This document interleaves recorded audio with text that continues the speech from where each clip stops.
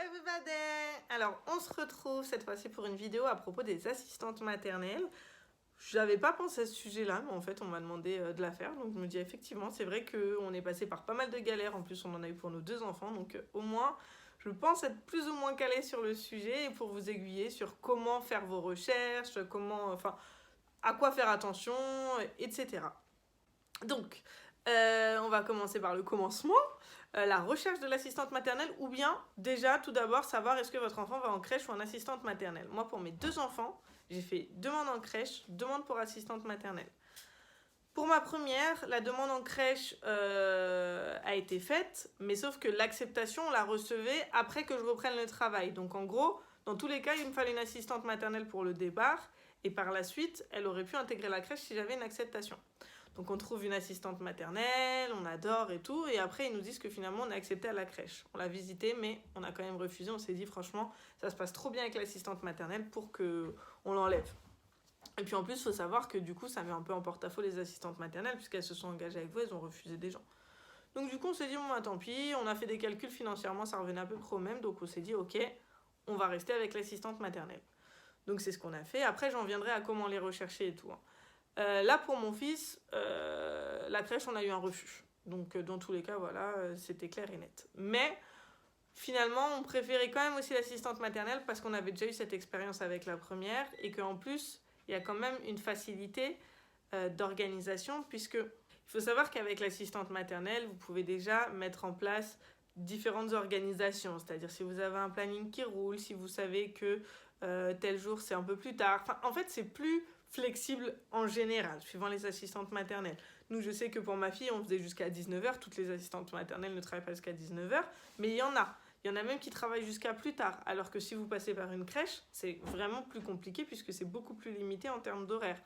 D'un point de vue organisation aussi, il y a des crèches où il faut vraiment dire en avance, où vous ne pouvez pas récupérer l'enfant à telle ou telle heure, où vous ne pouvez pas changer le planning, où vous êtes obligé de prévoir large parce que même si vous faites moins, enfin bref, c'est beaucoup plus rigoureux.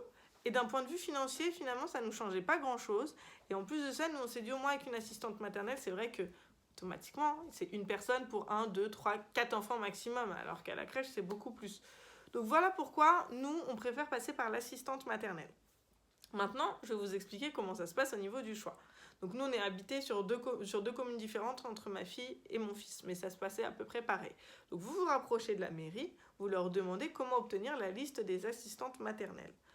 Il y en a, c'est maison des parents, il y en a, c'est PMI, il y en a, c'est relais assistantes maternelles, bref.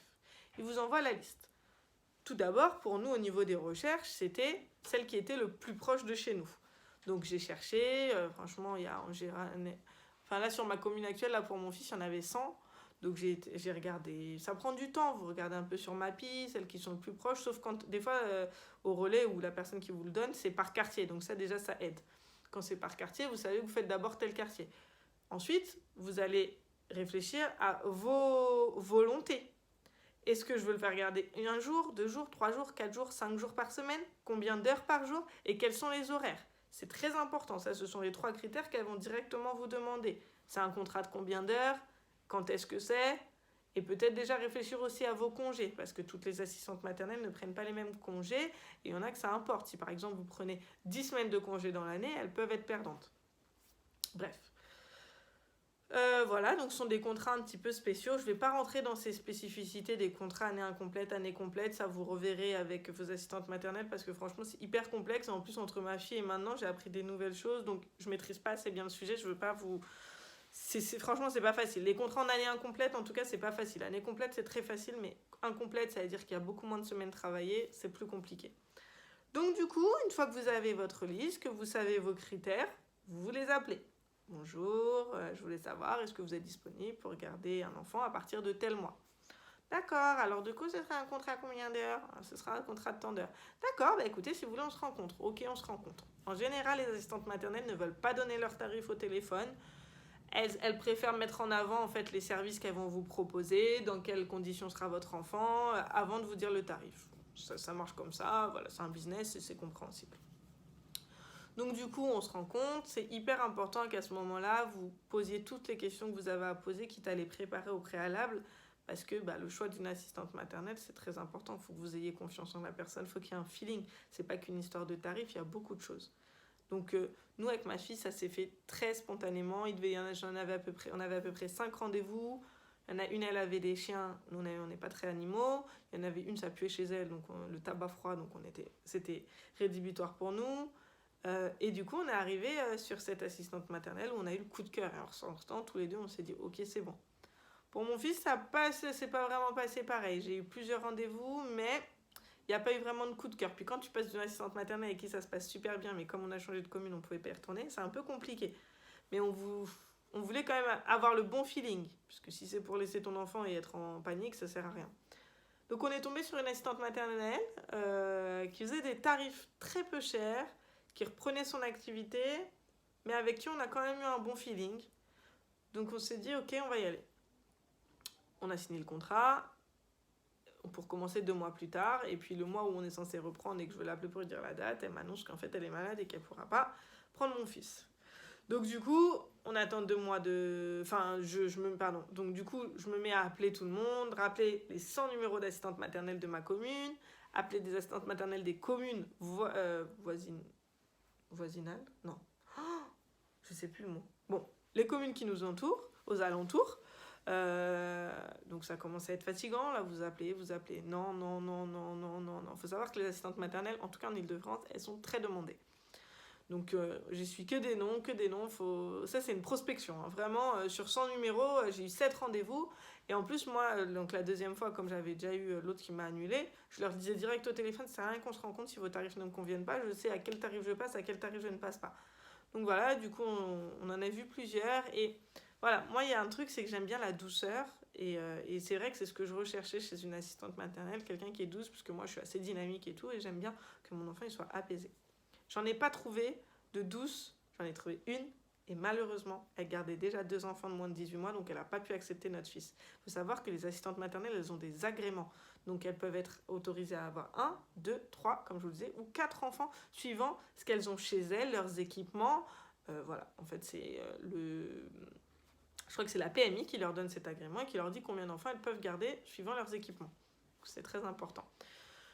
Du coup, voilà, elle n'a pas eu l'autorisation de la PMI pour garder mon fils, donc on s'est rabattu sur une autre assistante maternelle, pas douce comme je l'aimerais, mais en tout cas qui répondait à nos critères, qui vit en pavillon. Moi, je trouve que c'est une bonne chose. Il y a un jardin pour qu'elle puisse jouer. Moi, j'ai un peu la peur, c'est bête, mais dans les bâtiments que l'enfant tombe par la fenêtre et tout,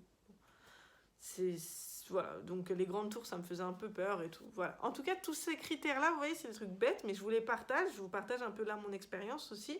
Même si vous ferez la vôtre, mais c'est pour vous dire un peu toutes les choses qui peuvent nous passer par la tête en tant que maman quand on est dans notre recherche. Du coup, au niveau du tarif, il y a un tarif qui est un tarif horaire qu'il ne faut pas dépasser pour que la CAF puisse prendre en charge des prestations.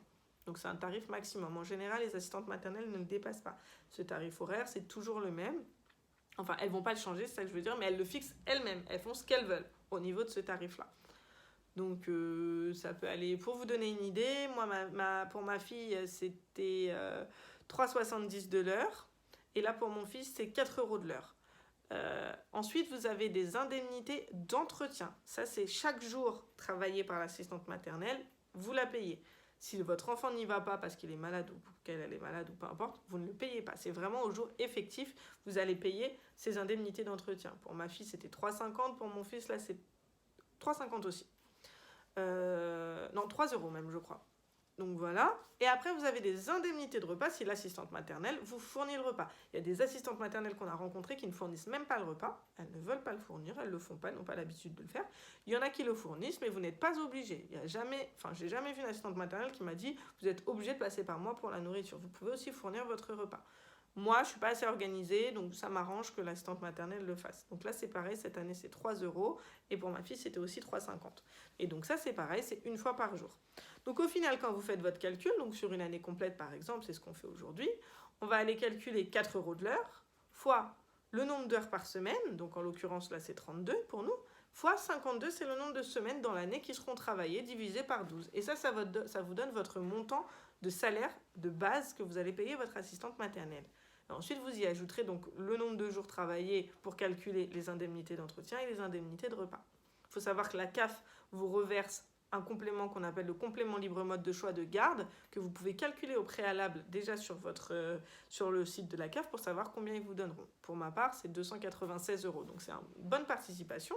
Et vous pouvez aussi avoir vos entreprises qui participent avec le chèque emploi-service. Donc renseignez-vous auprès de votre entreprise et de votre assistante maternelle pour savoir si elle prend les chèques emploi-service. Voilà, je crois que je vous ai à peu près tout dit au niveau du paiement. Vous la payez une fois par mois. C'est la déclaration, ça se fait sur un site qui s'appelle le site Page Emploi. Donc maintenant, voilà, c'est assez bien fait.